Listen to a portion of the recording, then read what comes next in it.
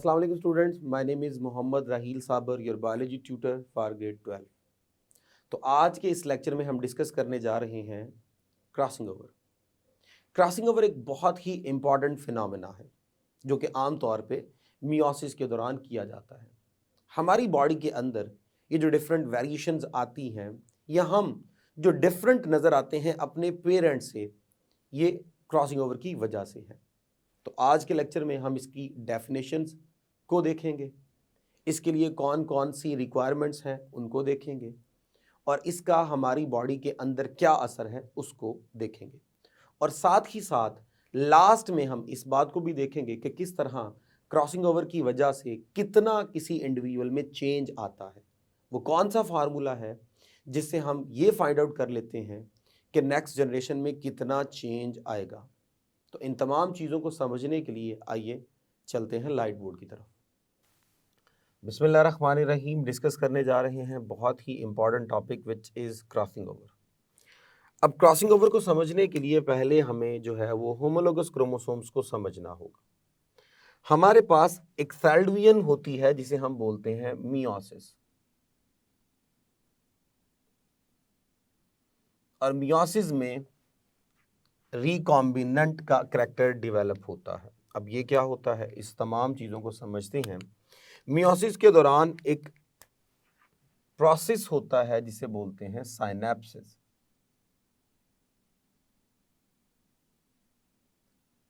Synapsis कहते हैं formation of homologous chromosome, formation of homologous chromosomes.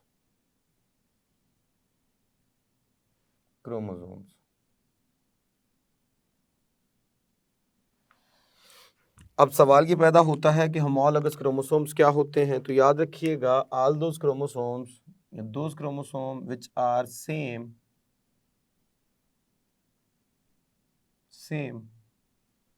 according to their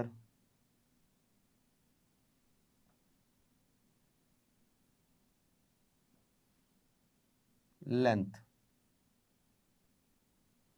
वो chromosomes जिनकी length same होती है, जो लेंथ वाइज सेम होते हैं, उन्हें हम बोलते हैं होमोलोगस क्रोमोसोम्स।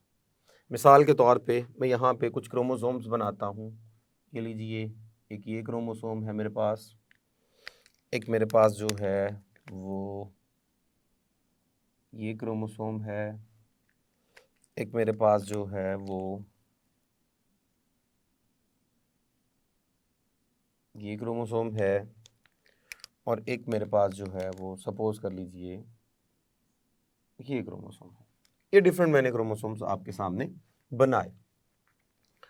अब इनमें ये वाला और ये वाला, इन दोनों की लेंथ बिल्कुल सेम है। जब इन दोनों की लेंथ बिल्कुल सेम है तो ये दोनों एक दूसरे के सामने आकर पेयर की फॉर्म में अपने आप को क्या कर लेंगे, अरेंज कर लेंगे। जब ये पेयर की फॉर्म में अपने आप को अरेंज कर लेंगे तो इस प्रोसेस को बोलते हैं साइनेप्सिस, और इन दो सिमिलर क्रोमोसोम्स को हम बोलते हैं होमोलोगस क्रोमोसोम्स। याद रखिएगा, होमोलोगस क्रोमोसोम्स जो होंगे they are similar but not identical. ये सिमिलर जरूर होंगे, यानी इनके ऊपर जीन्स हमेशा सेम होंगे, लेकिन आइडेंटिकल नहीं हो सकते क्योंकि अलील्स क्या हो सकते हैं, डिफरेंट हो सकते हैं। अब ये जो मेरे पास क्रोमोसोम्स हैं, ये लीजिए, यहाँ पे मैं इनको इकट्ठा कर रहा हूँ। ये लीजिए, ये मेरे पास क्रोमोसोम है और ये इसका होमोलॉग है। ये लीजिए, ये मेरे पास। तो ये बनने का प्रोसेस जो है वो साइनेप्सिस कहलाता है। अब हमारे पास एक मरहला होता है जिसे इंटरफेज कहते हैं। इंटरफेज के दौरान क्रोमोसोम्स हमेशा अपनी क्या कर लेते हैं, रेप्लिकेशन कर लेते हैं, और वो डायएड स्टेज पे चले जाते हैं। उससे मुराद ये है कि यहाँ पर हमारे पास इस तरह करके ये स्टेट उनकी जो है वो बन जाती है। यहाँ पे भी ये लीजिए, ये और ये लीजिए। अब हमारे पास क्रोमोसोम्स जो हैं वो इस तरह डेवलप हो गए कि हर एक क्रोमोसोम के 2 आर्म हैं। अब जब ये 2 आर्म हैं तो ये दोनों जो एक ही क्रोमोसोम के पार्ट हैं इन्हें हम बोलते हैं सिस्टर क्रोमैटिड्स। इसी तरह ये जो दोनों हैं इनको भी कहा जाता है सिस्टर क्रोमैटिड्स, जबकि ये इसके लिए होगा non sister chromatid. Non sister chromatid. अब नॉन सिस्टर क्रोमैटिड्स में और सिस्टर क्रोमैटिड्स में क्या डिफरेंस है? एक ही क्रोमोसोम्स के दोनों क्रोमैटिड्स जो हैं उन्हें हम बोलते हैं कि ये सिस्टर हैं, जबकि एक क्रोमोसोम के क्रोमैटिड दूसरे क्रोमोसोम के लिए यानी एक होमोलॉग के क्रोमैटिड दूसरे होमोलॉग के लिए जो है वो नॉन सिस्टर कंसीडर होते हैं। अब सपोज कीजिए मैं यहाँ पे जीन्स जो है वो लिख देता हूँ। मैं कहता हूँ जी यहाँ पे मेरे पास था कैपिटल ए, तो यहाँ पे क्या होगा कैपिटल बी। तो जब इसका रेप्लिकेट हो गया तो यहाँ पे भी कैपिटल ए होगा और यहाँ पे कैपिटल बी होगा। अब चूंकि इसका होमोलॉग है तो उधर भी सेम जीन होंगे, लेकिन मैं उनको क्या कर देता हूँ, उनके अलील्स बना देता हूँ small A, small B, small A, small B. ये हमने यहाँ पे जो है वो इनकी क्या कर दी, फॉर्मेशन डिस्कस कर ली। अब हम क्या करते हैं, ज़रा इनकी आगे फॉर्मेशंस को फर्दर अगर हम देखें इसकी फर्दर, तो अब जो नेक्स्ट एक फिनोमिना होना है उस फिनोमिना में हमारे पास होगा क्याज़मेटा फॉर्मेशन। अब ये क्याज़मेटा फॉर्मेशन क्या होती है, ज़रा मैं टर्म यहाँ पे लिख दूँ। टर्म मैंने बोली है क्याज़मेटा फॉर्मेशन। अब क्याज़मेटा फॉर्मेशन क्या है, इस टर्म को समझने की कोशिश करते हैं। ये देखिए जी, ये मेरे पास फर्स्ट होमोलॉग है जिसको जो है वो हमने यहाँ स्केच किया, और ये सेकंड होमोलॉग मैं बना रहा हूँ।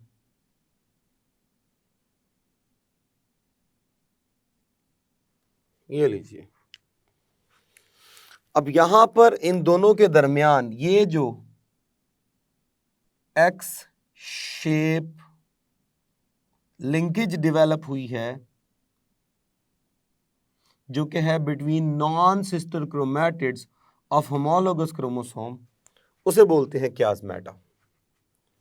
अब यहाँ पे हम इनके जो हैं वो अलील्स वगैरह लिख दें, A, small A, B, small B, small B. अब जैसे ही दोनों क्रोमोसोम एक दूसरे से सेपरेट होंगे, अब फर्दर इनमें क्या चेंज आएगा, आइए ज़रा उस चेंज को समझने की कोशिश करते हैं। तो हमारे पास यहाँ पर ये देखिए जी,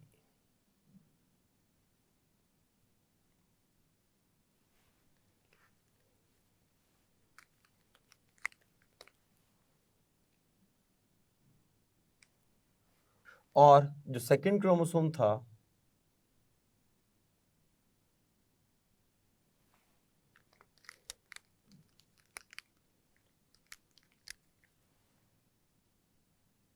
लीजिए, ये चेंज आया है। और ये कब आएगा, जब मियोसिस जो है वो कंप्लीट हो चुकी है। मियोसिस वन जब कंप्लीट हो गई है। अब ज़रा गौर से देखिए, ये मेरे पास था कैपिटल ए, कैपिटल बी, अब की बार यहाँ पे आ गया स्मॉल बी। ये था स्मॉल ए, स्मॉल बी, और अब की बार यहाँ पे आ गया capital B.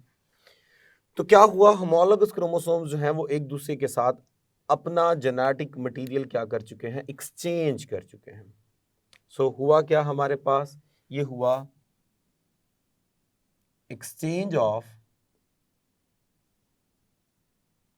Genetic material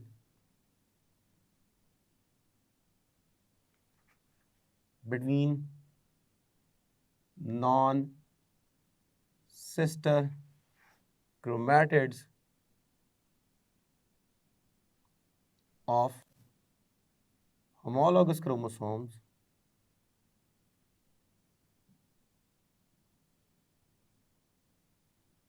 at the point of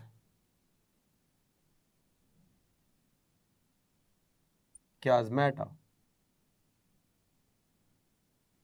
तो chiasmata के पॉइंट पर होमोलॉगस क्रोमोसोम्स में नॉन सिस्टर क्रोमैटिड्स में क्या हो गया, मटेरियल एक्सचेंज हो गया। इसे हम बोलते हैं क्रॉसिंग ओवर। ये क्रॉसिंग ओवर थी। अब क्रॉसिंग ओवर में मटेरियल क्या हो गया, एक्सचेंज। मियोसिस 1 कंप्लीट हुई, उसके बाद होती है मियोसिस 2। मियोसिस 2, अब मियोसिस 2 में हमारे पास क्या होगा, मियोसिस 2 में हमारे पास फर्दर ये जो सिस्टर क्रोमैटिड्स हैं ये सेपरेट होंगे। ये लीजिए,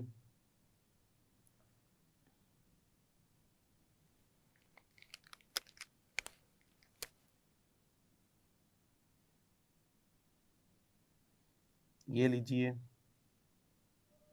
सिस्टर क्रोमैटिड्स भी क्या हो गए, एक दूसरे से सेपरेट हो गए। और हमारे पास यहाँ पर ये है जी capital A, capital B, capital A, small A, capital B और स्मॉल ए, स्मॉल बी। अब आप गौर करें, ये हमारे पास ये वाला और ये वाला, ये दोनों जो है वो पेरेंट लाइक है, जबकि ये जो दोनों हैं, ये और ये चेंज हो गए हैं। इनको हम बोलते हैं recombinant type. Recombinant type genetic material क्या हो गया, रीअरेंज हो गया, रीशफल हो गया due to the help of crossing over. तो क्रॉसिंग ओवर का मेन पर्पस क्या होता है, इसका मेन पर्पस होता है टू प्रोड्यूस रिकॉम्बिनेशन डेवलप करना। अब रिकॉम्बिनेशन में होता क्या है, रीअरेंजमेंट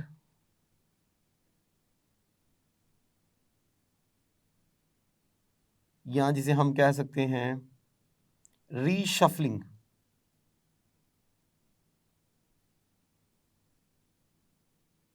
ऑफ जीन्स और अलील्स। तो अलील्स की, जीन्स की क्या हो गई, रीशफलिंग हो गई, रीअरेंज हो गए, जिसे हम कहते हैं कि रिकॉम्बिनेंट। अब इससे बेनिफिट क्या होता है, इससे बेनिफिट ये होता है कि प्रोड्यूस वेरिएशन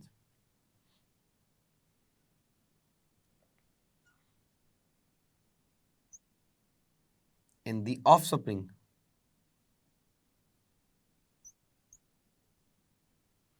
तो नेक्स्ट जनरेशन के अंदर जो है वो क्या पैदा होती हैं, वेरिएशंस पैदा होती हैं, चेंजेस आती हैं। उन चेंजेस से क्या होता है, new features are developed.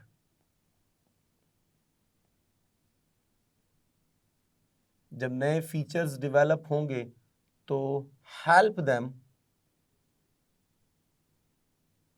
More in new environment. तो वो ज्यादा हेल्प करते हैं एडजस्टमेंट की, ऑर्गेनिज्म की इन न्यू एनवायरनमेंट। तो इसका सबसे बड़ा बेनिफिट हमारे पास ये होता है। अब सवाल ये पैदा होता है कि हमें मालूम करना हो कितनी जो है वो जेनेटिक मटेरियल रीशफल हुआ है, कितना चेंज आया है। तो उसके लिए हम फाइंड आउट करते हैं रिकॉम्बिनेशन फ्रीक्वेंसी। फॉर्मूला इसका होता है जी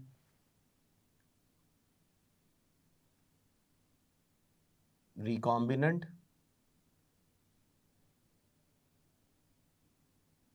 divided by sum of all the combinations multiply 100। तो मल्टीप्लाई 100 और सम ऑफ ऑल द रिकॉम्बिनेंट, ये हमारे पास जो है इसका फॉर्मूला होता है। आइए ज़रा इसको जो है वो फर्दर ड्रा करने की कोशिश करते हैं और इसको कंक्लूड करने की कोशिश करते हैं। सपोज़ कीजिए ये मेरे पास है ए बी एक गैमीट, और दूसरी तरफ मेरे पास जो है वो 4 टाइप्स के गैमीट्स ले लीजिए। एक मेरे पास है ये कैपिटल ए, कैपिटल बी, फिर मेरे पास यहाँ पे एक रिकॉम्बिनेंट डेवलप हो गया। ये ऐसा करते हैं, इसको जो है वो डिप्लॉयड फॉर्म में मेंशन कर लेते हैं। ये देखें, ये मेरे पास ये डिप्लॉयड फॉर्म में है, ये लीजिए। अब यहाँ पे मेरे पास ये हेट्रोजाइगस है, हेट्रोजाइगस है तो हम इसको थोड़ा इस तरह ले लेते हैं। ये लीजिए, ये मेरे पास आ गया स्मॉल ए स्मॉल बी। अब जो यहाँ से गैमीट्स बनने हैं, अगर हम उनको देखें तो हमारे पास एक तो गैमीट बनेगा कैपिटल ए कैपिटल बी, और एक गैमीट बनेगा स्मॉल ए स्मॉल बी। और दरमियान में जब क्रॉसिंग ओवर होनी है तो उसकी वजह से भी जेनेटिक मटेरियल चेंज होना है, तो वो कुछ इस तरह से होगा, small A with capital B, और ऊपर जो है वो है जी capital A with small B. तो ये हमारे पास जो हैं वो कॉम्बिनेशंस आने हैं। अब यहाँ पे हमारे पास जो गैमीट बनेगा वो बनेगा, ये देखिए जी, एक ही तरह के गैमीट्स बनेंगे सारे, स्मॉल ए स्मॉल बी। अब ज़रा इनकी फ्यूजन करवाते हैं विद दीज गैमीट्स। तो आइए जी, हमारे पास ये सब के अंदर, ये लीजिए, ये और ये सब के अंदर कॉमन है जी A B A B A B A B, और फ्यूजन के बाद ये कैपिटल ए और capital B, capital A capital B, small B small A small A small B. ये हमारे पास हुआ रिसीव जब ये इन्वॉल्व हुआ, ये वाला गैमीट इन्वॉल्व हुआ इन सब के साथ। अब टोटल हमारे पास चूँकि 5 गैमीट्स इन्वॉल्व हैं, एक ये और 4 ये जो पॉसिबिलिटीज़ हैं, तो 100% पे कन्वर्ट करने के लिए हम इन सब को जो है वो 20% 20% 20% यानी इक्वल हम इनकी क्या कर देते हैं, डिस्ट्रीब्यूशन कर देते हैं।